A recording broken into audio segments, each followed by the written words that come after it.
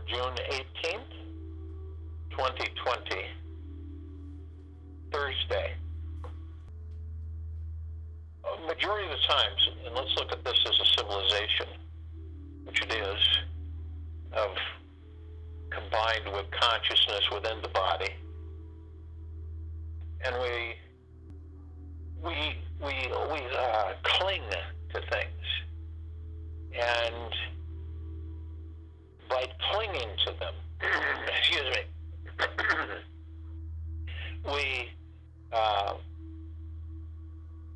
we stop them. We don't. They don't flow. They aren't free. We grip things. We hold on to things, and a lot of the times it's not like we're aware of it.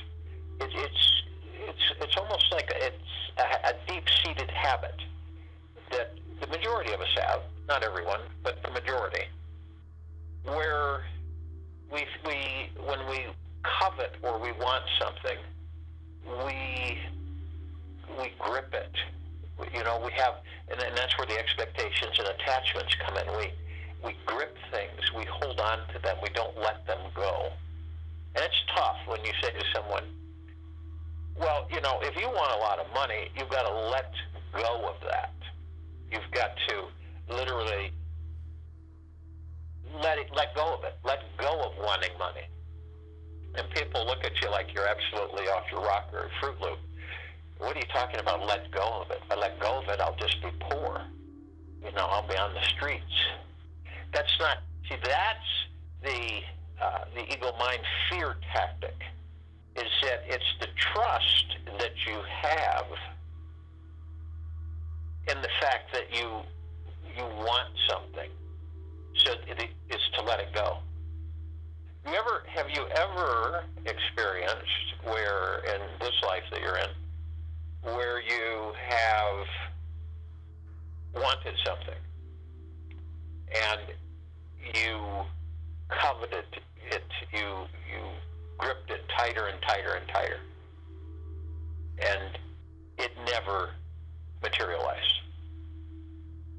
And in many things, you ever been in a relationship where you wanted so badly for the relationship to be blissful and wonderful, and the more you thought about it, the more you held on to it, the more you fixated about it, and then of course you had fear and all kinds of emotions in there, and it never came to fruition.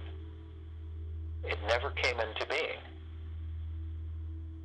Or maybe you've had an experience where you were living someplace, and you'd lived there a long time, and something happened or occurred, and you had to leave it, and you just didn't want to leave it, and you kept gripping onto it and holding onto it, almost from a fixation, and of course you were never able to stay there again.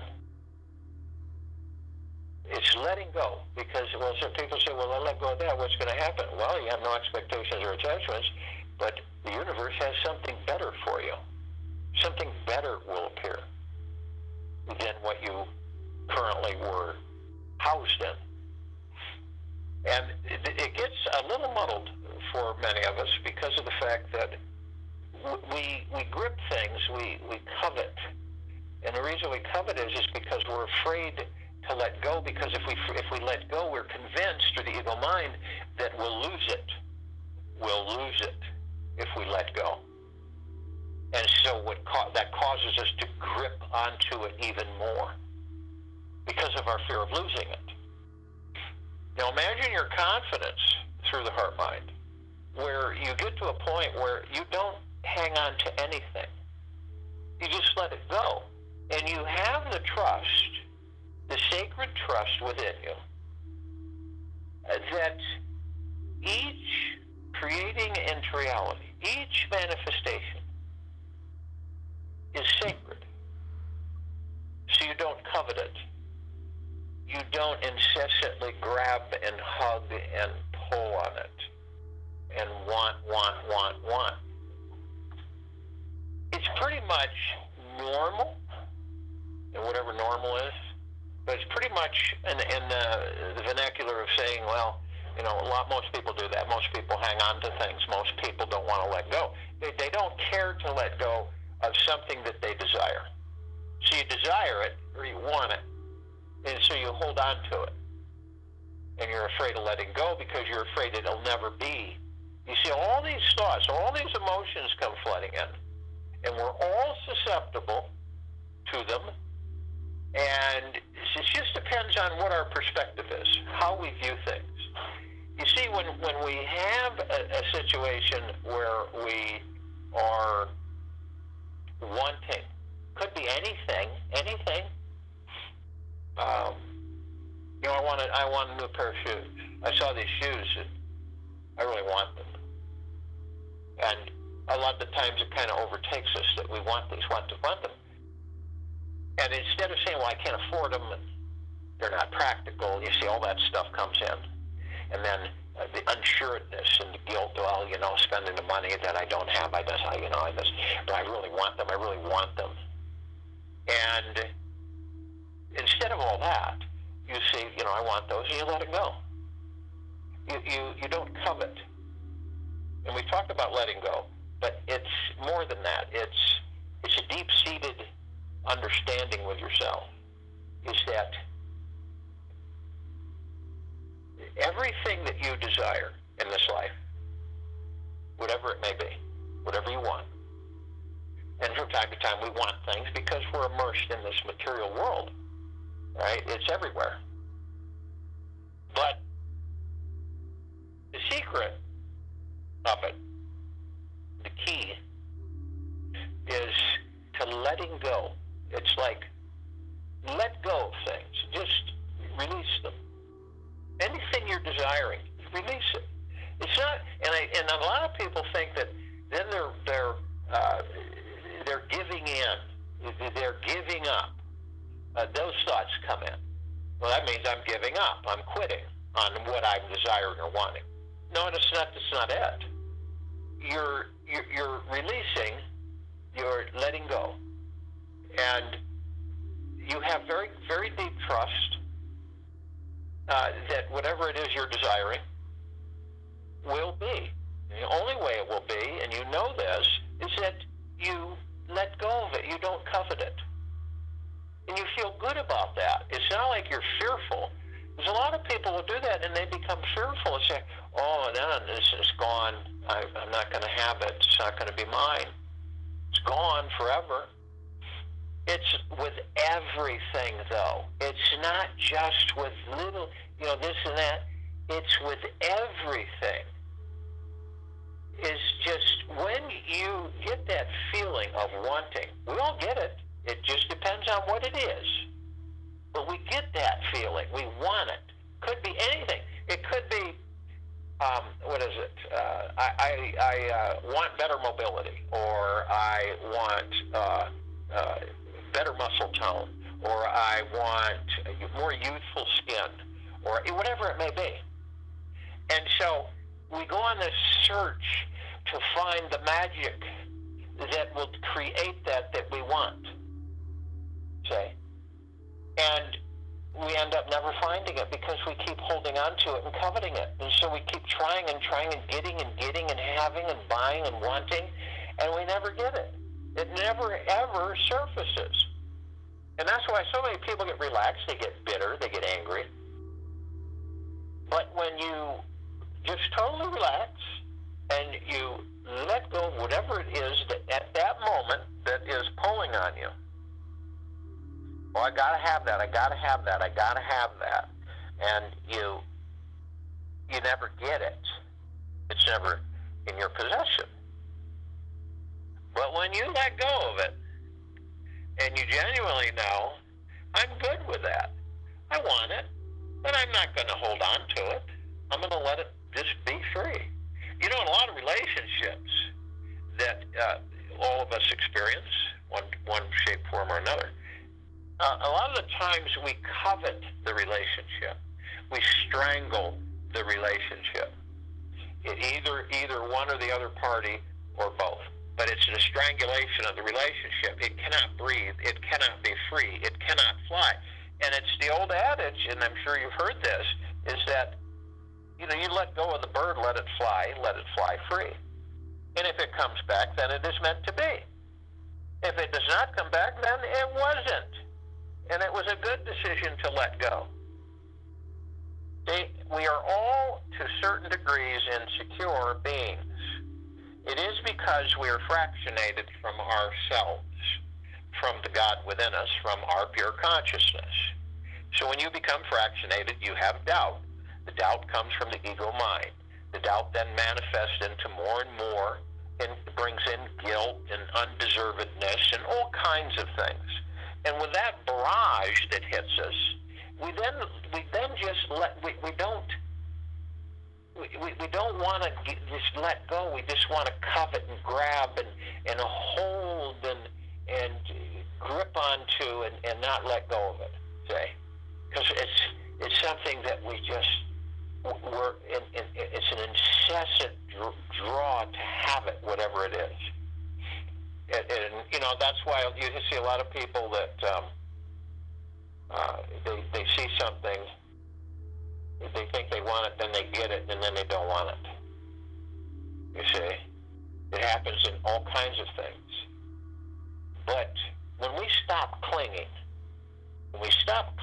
to things, and we start to realize that clinging takes it away or keeps it from us, letting it go brings it to us. Now, that doesn't make a lot of sense to people. Well, that doesn't make sense, letting it go, it will come to us. And that's what happens. And some of us inadvertently will project that energy, and we have things come to us that surprise us. Because, I gave up thinking about that a long time ago. I just kind of left it out there, period. And now here I am. Have you ever heard people say, I'm in this house, and I just discovered that I had a picture of a house like this that I had on my vision board, whatever you want to call it. And this house I'm just moving into is that house that I dreamed about. But I let it go. I didn't care. I didn't care to think about it anymore. I just forgot about it. But when you do that, when you let go, but when you covet and you grip, I want that, I want this, I want it, and it just never seems to materialize. See? Because you're blocking the natural flow of abundance. And we all do it. And we all become frustrated about it because of the fact that we just don't understand why. Then we start conjuring up, we've got this dark cloud, and we've got, bad things around us that are influencing all of this and causing it not to materialize. So when you get into the practice of letting go, of just don't covet, stop clinging so heavily to your desires, because you're literally blocking the ability of your desire to materialize, to manifest into reality, in its beingness with you. And it's very important that this is understood, because there's going to be coming many, many, many changes, unprecedented on this planet, that are just gearing up now. See, these changes where if you let go, you decide, no one else does, but if you decide to stop clinging so heavily to things that you want to materialize into your life, then it'll free up. You'll be like a free bird. You'll fly high. You won't be burdened with worrying, am I going to be able to get this, or that I want this, and how am I going to be able to get that? How am I going to be able to do this? And, I want to be treated by the CC, and I want to have that. I want that really bad. I know it'll do a lot of good for me. And when you covet that, and that's just as an example, you covet it and you cling to it, it doesn't happen for you. It just seems to be without not within your grasp. So you let go. You stop clinging so much to your desires. And you have a bird in your hands. You can hold that bird and literally stop it from flying or doing anything or movement. And that's kind of like the imagery, visualization of what we do a lot of the times when we want things to materialize into our lives. So we let go. And we let it go freely. We don't have any residual. We don't grab onto anything. We just let it go freely. It disappears. And when it disappears, we feel good about it. We feel good. We put the intent out there, and we don't have any regrets or anything. We have no remorse. We have no worry or fear, and it's gone. It's let go. The universe, which we're part of, we're pure consciousness. So those before us created this universe. So you understand that when we do that, it opens up the gates of our connection to all things, which then it comes in. And it comes in because you don't have any expectations either. I'm sure you have found yourself at one time, shape, form, or another, where you've had something come into your life that it brings in your thoughts as saying, I wanted this a long time ago, and now here it is. I have it. And you seem surprised from it. I never in a million years expected this to come into my life. Okay? And you say that to yourself, but you don't realize is that you negated it, but then you just let it go at the same time. You gave your intent, and then you let it go. But you really didn't know you let it go. It's like to you, you thought you gave up on it. Well, I'm never going to get that. That's never going to happen. Boy, I wish it would, but there's no way that will ever happen. Have you ever caught yourself saying that or hearing someone else say it? Or you say, June, you can have that. That's something that you could get that. And then June turns back and says, what are you talking about, Mary? How in the heck am I ever going to be able to get that? I don't have the money. I don't have this. And not unless a truck comes in and drops off an inheritance from a long-lost relative will I ever get that. And see what we do? How we totally negate the abundance of the universe from coming to us. Effortlessly. Because we've been taught over and over again as a civilization, you have to grapple, you have to cling, you have to pull, you have to grab, you have to. And it makes it so challenging and so tough on us and so disruptive that we're constantly grappling with trying to force things into a square peg into a round hole. And we just keep doing it and doing it and doing it. It never seems to shift for us because we're pushing against the very thing we desire. So clinging too much to our desires holds them back. And with the wealth transformation and all the things that will be coming to the civilization of this planet, and I'm not talking about bad things. I'm talking about uplifting, vibrant, wonderful, high frequency, good energy occurrences. And doesn't it make sense that you choose to move yourself into this knowing, where you now reverse the direction of the flow. You no longer say this to yourself, and you begin to engage it with yourself. It's not going to happen in 2 seconds because of the habit that we get ourselves into.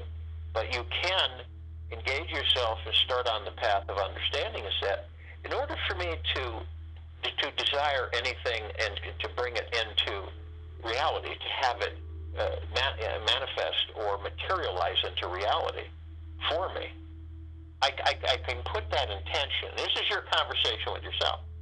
I can put that intention out there.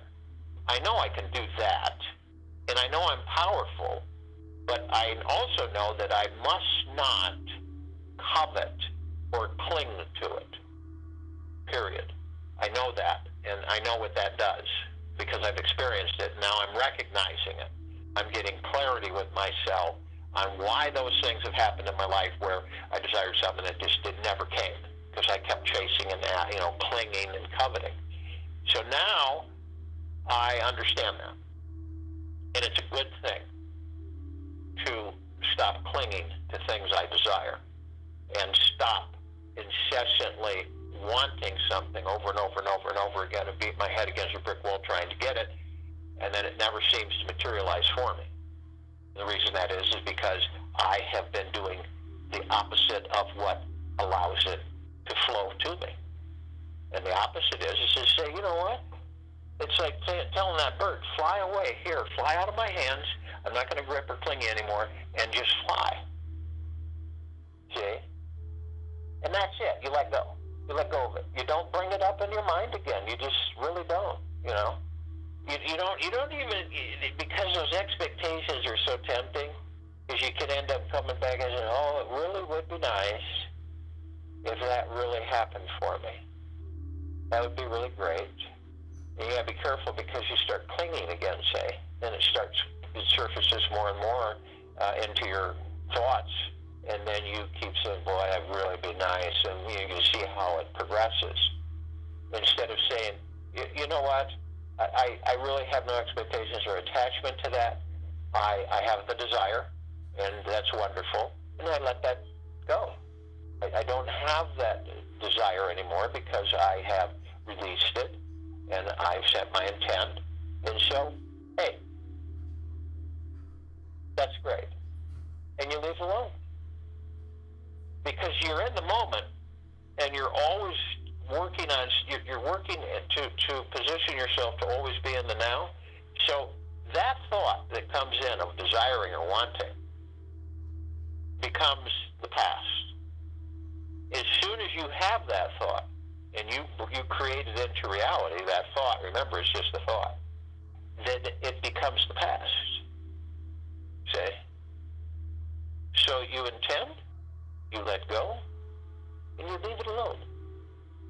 You don't have any remorse, you don't have any fear, you don't have any distrust about the whole process, and you leave it to your best friend, the universe. Now think about this. You walk with your God. Your God walks with you 24/7. And the universe is always at your beck and call.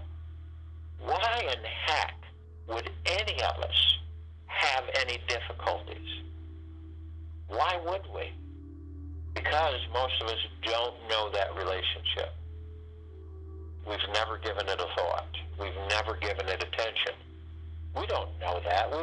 Many of us don't know that the God within us walks with us. We don't know that. Does that make us ignorant or stupid or dumb? No. It just is that we just don't know it. We don't have that knowledge. And the knowledge is the power, and the ignorance is the evil. So we don't. We're not aware of it. And so this is all part of becoming conscious of who and what you are, and then when you get to that point, you start discovering these things. You start understanding that the universe is this unending abundance. It never will run out. Some people say, well, you ever get that feeling that you want something, and you sit there and you say, well, what if they run out? What if I don't get one? That could happen. What am I going to do then? You ever had that in this life? Those expectations, that attachment, that clinging, where you desperately want something, whatever it may be, and to you you desperately want it, and for you, it's a big thing. See? Now here's an instant for everybody to contemplate this. Those of you carrying paper, okay? Let go and stop clinging to the thoughts of avarice. Let go of it. you've intended, you are carrying, that's all. And so all you do is to say, I will. You send this intent out and you say, and you stay away from expectation and you stay away from attachment. And you just say, through the heart, I would like this. This would be nice. And then you just let it go. Period. And you don't need to revisit it because it's already in motion. For you, remember, it is always, it has to start with us. It cannot go outside of you with everyone else when you aren't balanced. It won't work. So it is what you are desiring. It's what your intent is and how you handle that to whether or not it will be delivered to you. Period. Most of the things that we desire are pushed away by our fear of them not coming into fruition, of not materializing for us. So we intend, but we also de-intend by immediately worrying, will that happen? Will that actually take place? These are expectations and attachments. I expect to have this much because of what I have, you see? And part of it is that dreaming's great. It's phenomenal. Imagination's even better. So when you incorporate all those things, when you have them all blended together, you begin to understand is that it is seamless because you've already engaged the universe. You've already sent the signal, and it will be answered. Now, how it will be answered is not your concern. You don't muddle yourself with that. Why would you? You just let it go. You say, okay, bird, I have given you my intent. I am not clinging to my desires, and I'm letting you fly free. So fly free and have a great time. You walk away. So it's the opposite of what we've been taught. Okay? We've been taught that you intend something for yourself, then you should just covet it and concentrate on it and fixate on it and visualize it and do all this stuff over and over and over again. Now, sometimes that works because it's just sheer willpower of the individual. Majority of the times it doesn't. It becomes very frustrating, disappointing. So when you get into the mode or the habit that you choose to be in, and just you intend and then you don't cling, you relax, and you just let it go.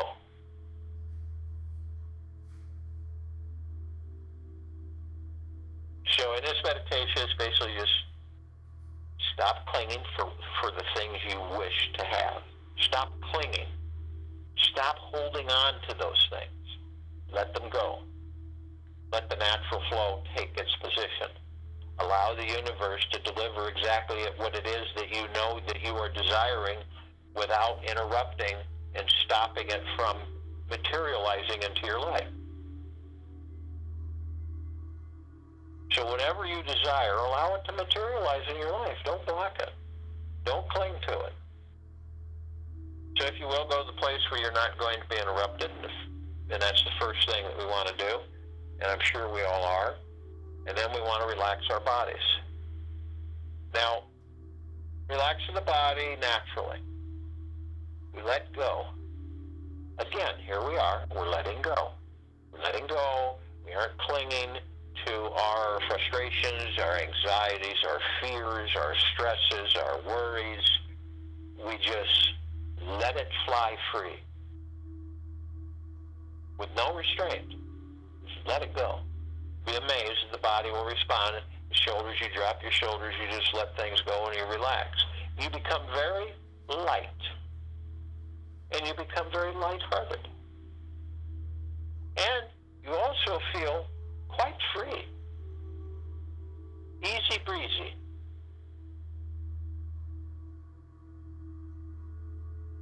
So the body responds, body, let's just relax and let's just be. The body will respond.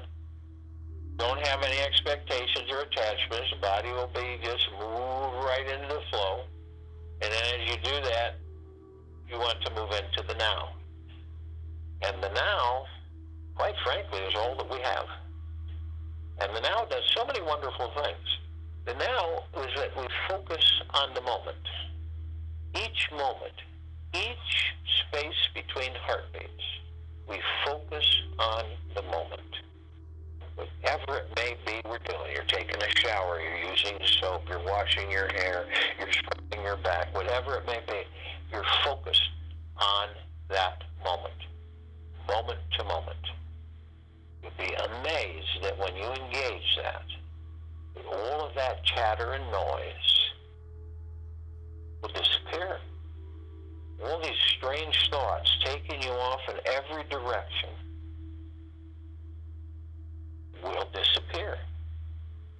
The only thing that you will be engaged with is the now, the moment. And also the moment stills the mind. Have you ever left your mind alone?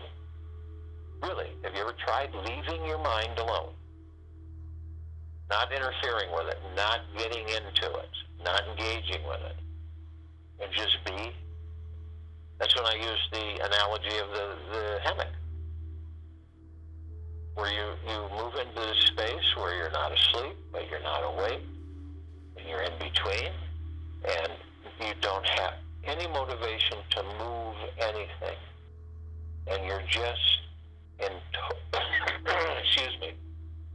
total beingness. So you still the mind, you relax the body, you still the ego mind, you still the subconscious mind, you are focused on the moment to moment. That's all there is. Now, you also want to breathe. And breathing is so important for us. It really is. The breathing is, for us, just absolutely, it's invigorating, it's renewing, it is absolutely powerful. It gives us so much of understanding with ourselves because it focuses us on the moment. You can't have a breath in the future. You can't have a breath in the past. All you can have is the breath in the now.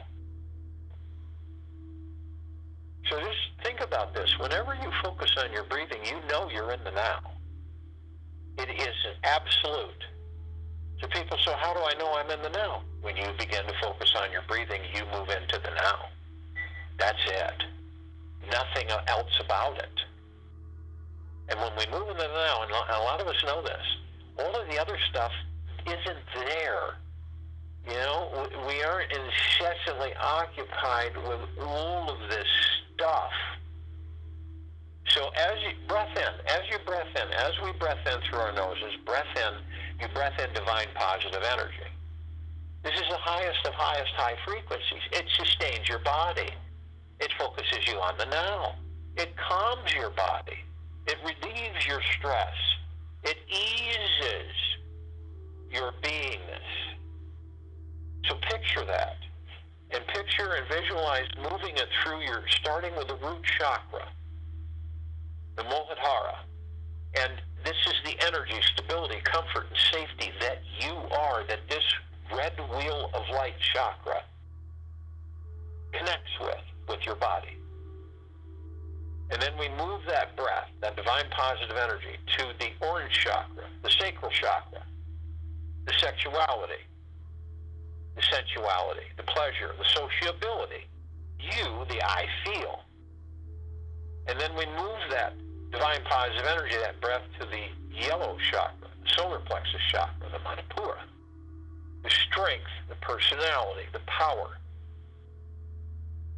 the determination, the I do.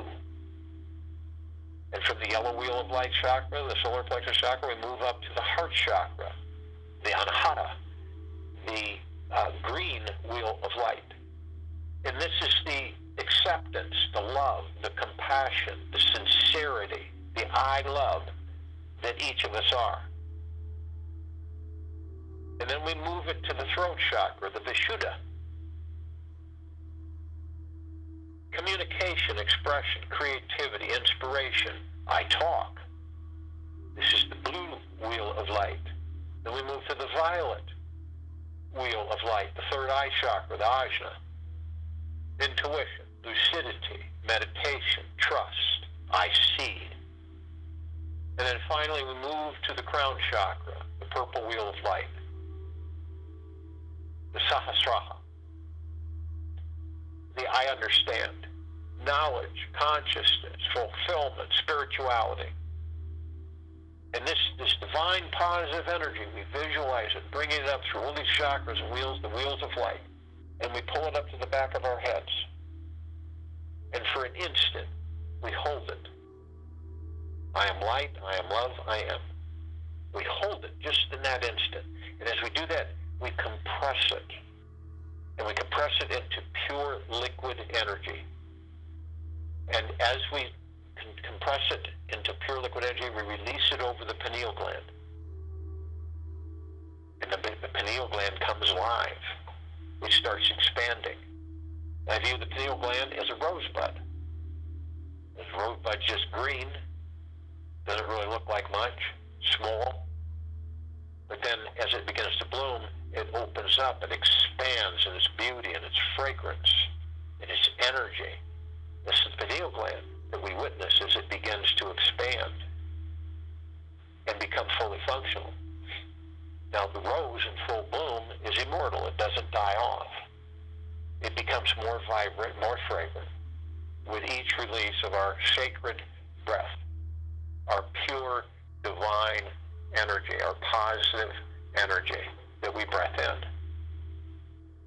It's a very powerful frequency. It's a very powerful energy. It's almost like a brilliant gold-white flash that literally saturates the pineal gland. Now, the pineal gland is our gateway to all the particles of existence.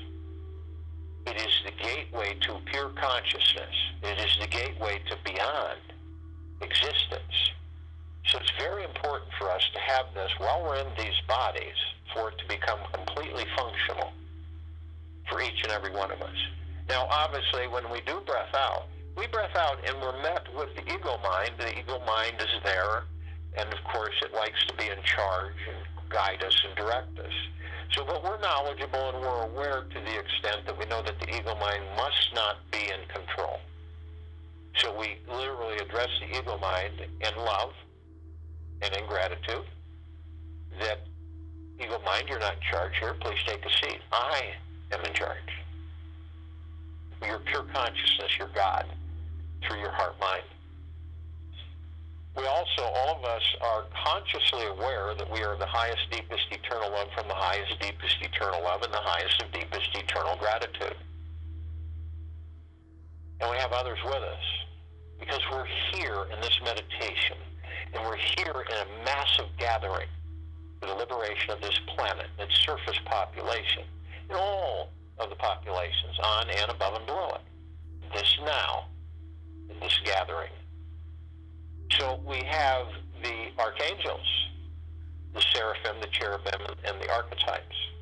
And this is a civilization that vibrates at a different frequency than we do. And right now we cannot see them like we see ourselves or each other. But they're there. They have been for a very long time. And they assist us by appearing in humanoid form, by a feeling. Because remember, you don't hear voices, you hear feelings. You experience feelings.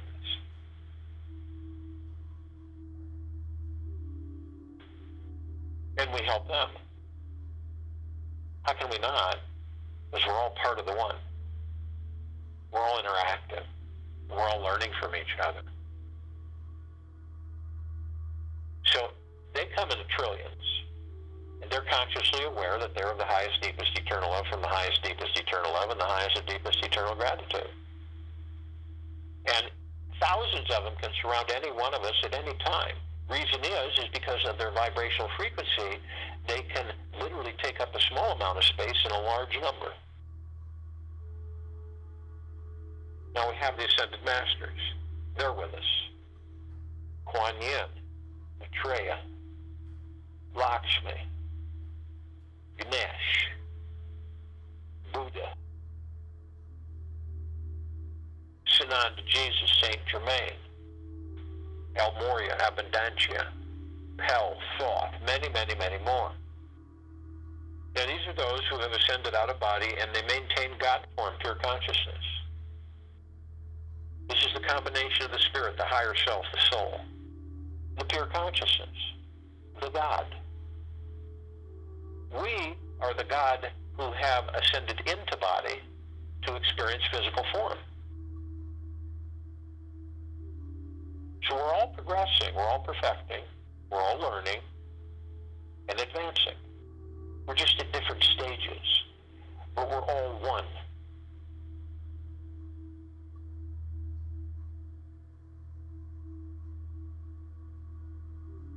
And so there's three groups of us.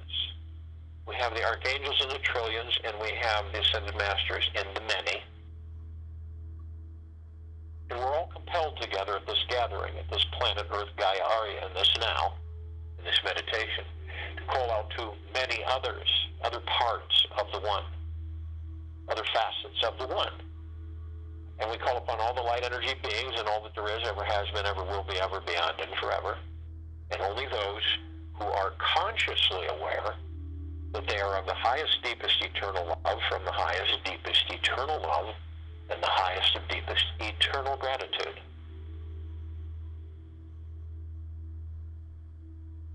Now, they come in the Gugaplexes. In the Gugaplex, one of them fills this universe. They come in the trillions of Gugaplexes, from trillions of universes.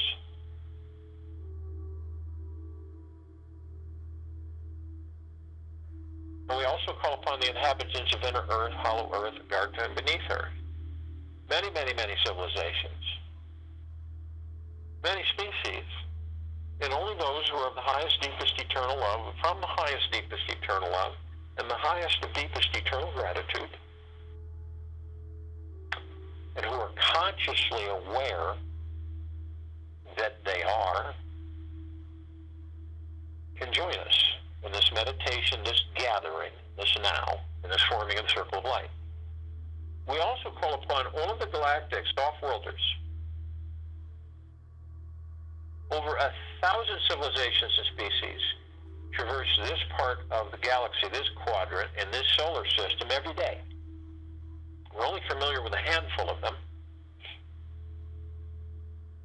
And just to name a few of them of our familiarity, we have the Pleiadians, we have the Sirians, the Andromedans, Arcturians, we have the Feline, we have the Golden Pyramid, we have the Avian, we have the Zeta Reticuli, we have the Draco, we have the Gray, we have the Nord, we have the Reptilian. And that's just a fraction of them. And only those who are consciously aware that they are of the highest, deepest, eternal love, from the highest, deepest, eternal love, can join us in this now, in this meditation, this gathering, this circle of light forming. Now, they have been assisting us in our evolution, in our enlightenment, in our ascension, in freeing ourselves from our own self-imposed bondage, in our own self-imposed slavery. And they are with us in the billions. And we call upon all of our loved ones, all of those who have ascended out of body in this lifetime and all lifetimes that we've inhabited. Only those who are consciously aware that they are of the highest, deepest, eternal love, from the highest, deepest, eternal love, and from the highest and deepest, eternal gratitude, can join us in this now, in this meditation, in this gathering, this forming of the circle of light.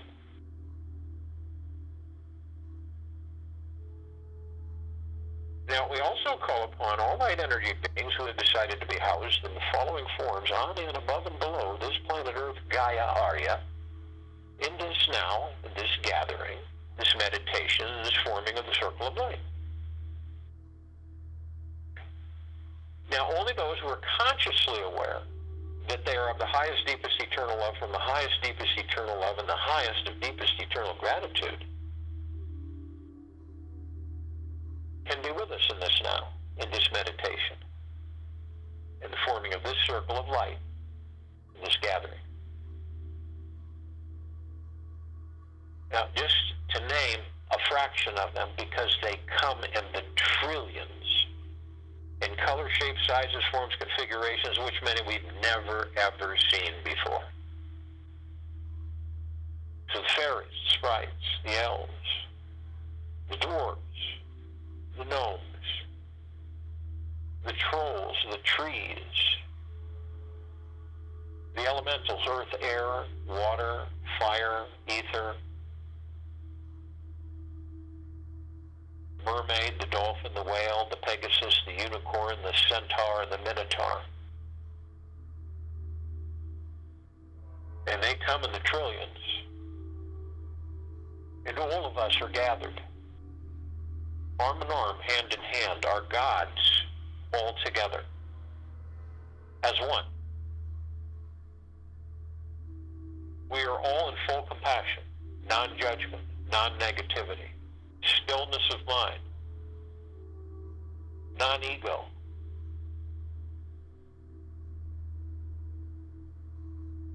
Gentleness, kindness, generosity, humbleness, bliss, joy, peace, tranquility, and benevolence. And we are all one, and we are all love, and we are all the God, the pure consciousness. And our God light energy is in all that there is, ever has been, ever will be, ever beyond, and forever. And it continues to intensify, and it continues to expand.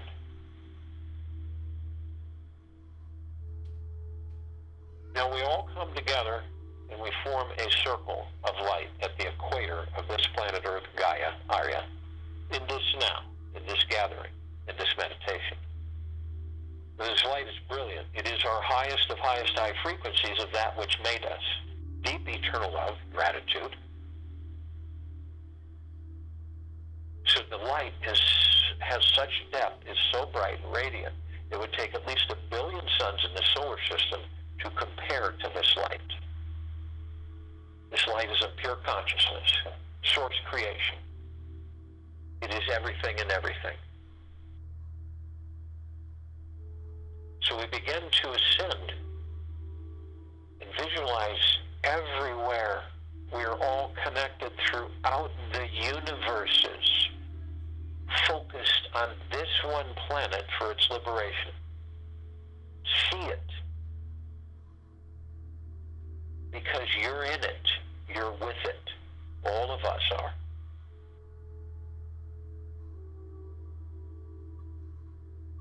So as we all begin to ascend and move up through all the universes, all focused, all connected around this planet Earth, Gaia, Arya, this now, this meditation, this circle of light, we come into a gossamer field. This field is of the highest of high vibrational frequencies. It is filled with trillions of reflective, glittering light, these particles. And we are immediately met with the emerald green flaming healing light of Archangel Raphael. This is a column that reminds us that we are the power of healing. We then are met with the violet, blue, purple flaming light of Archangel Michael. This is the column to remind us of our power, our strength, our resolve. We are then met with the column of the white fire. This reminds us that we maintain a high, deep eternal love and deep eternal gratitude frequency, which maintains our impenetrable white fire armor. Some would call it the armor of God, the kingdom of God within us, the pure consciousness that generates this frequency. Now, no low frequency can even come close to do any damage or harm to any of us. They'll vaporize. They can't maintain their form in the low frequency in such a high frequency. Now, only you, each of us, can determine or decide that if we do lower our vibrational frequency deeply enough, that we allow these lower vibrational survival matter frequencies to come flooding in, or the lower dark matter frequencies, we are met with the column of the purple transmuting flame. This column reminds us that when we do this, if we do, we then bring in the purple transmuting flame, and we neutralize all of these lower frequencies into neutralized substance, and we literally send them back to pure consciousness, and they are no more. Then we're met with the column of the violet ray, and this reminds us that we can bring in the violet ray right after the purple transmuting flame, purify, uplift, and reharmonize our vibrational frequency and white fire armor to optimum frequency of deep eternal love and gratitude, henceforth restoring our field and our white armor of protection. Now we're also met with a golden white pink light. This column reminds us that we are love. We are gratitude. We are peace. We are gentleness. We are kindness. We are generosity. We are humbleness. We are benevolence. We are tranquility. We are bliss. We are joy. We are peace. This is the pure, loving frequency of source creation. It is what we are all created out of. All of us. We see it in sunsets. We see it in sunrises. We see it everywhere. We see it in rainbows. It's always there, constantly reminding us of who and what we are. Pure beauty, pure grace, pure goodness.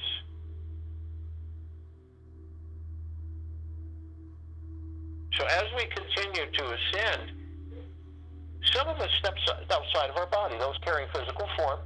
We step outside of our bodies and we effortlessly float above them. And as we float above them, we look and we see this massive column.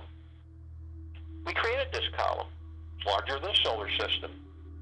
It's an opaque column.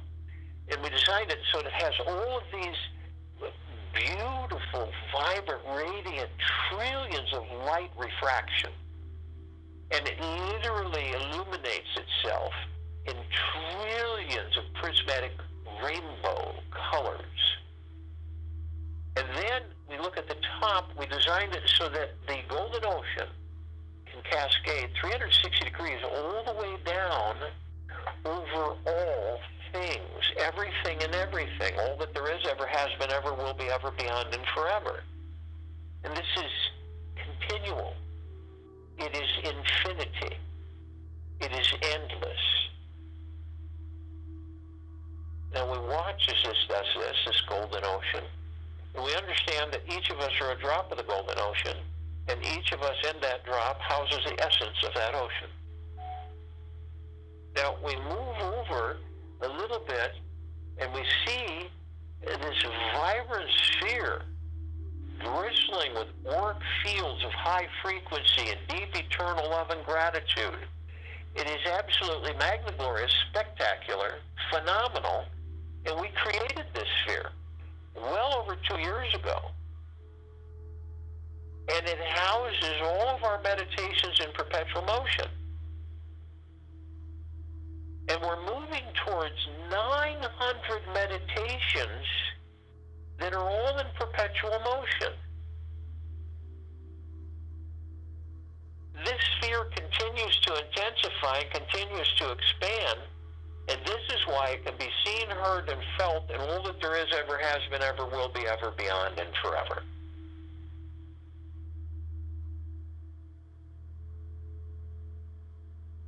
Now with the golden ocean, and us, the drops of the essence of that ocean, of pure, deep, eternal love and gratitude, of bliss and joy, and then our meditative sphere, with our pure intent of the God gods and the pure consciousness that we are, of the pure, deep, eternal love and gratitude that are our essence,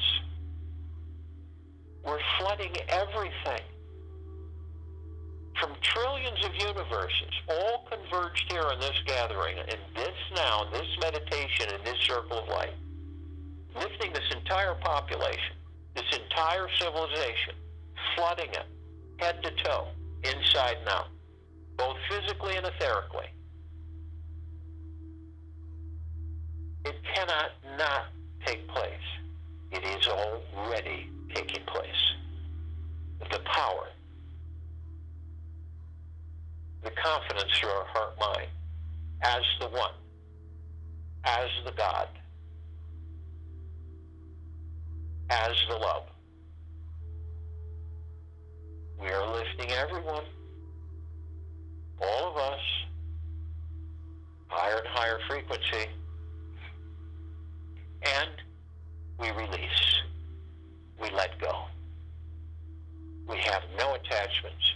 We have no expectations with this, with any of it. We are. We are that we are. I am that I am. So it is, so it shall be. And we let it go freely. We don't give it another thought, because we are the thought. We are the pure consciousness. We are the change that the majority of this civilization has been looking for eons. We are all the change. We are all the transformation. This is our intent. This is what's been engaged. You can visualize and feel that love, that gratitude. And you can also release it without conflict. I'll join you in the meditation, and I'll return to close us out.